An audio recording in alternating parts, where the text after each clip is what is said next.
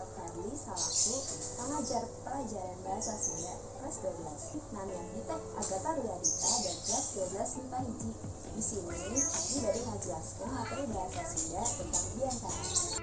Biantara teh nyaita kegiatan nyarita pikeun maksud atawa ngajelaskeun hiji pasoalan ka jalma rea.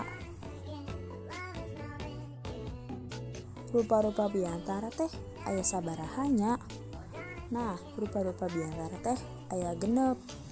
Nyaeta biantara bubuka acara, biantara pangarahan, biantara sambutan, biantara peresmian, biantara laporan, jeung biantara pertanggungjawaban. Saterusna, upami urang hoyong nyerat biantara, urang teh kudu terang strukturna. Struktur biantara teh aya 3. Nu kahiji nyaeta bubuka. Isi dari bubuka nyaeta salam bubuka, pangbagea, ucapan syukur, jeung tujuan biantara. Struktur kadua dina biantara teh nyaeta isi.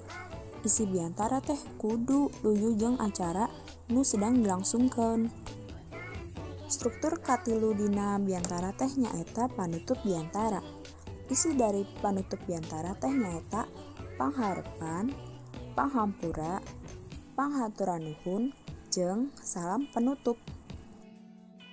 Penjelasan yang bisa Abdi jelaskan di video ini. Sebagai penutup, Abdi mohon pengampunan sebesar-besarnya bila aya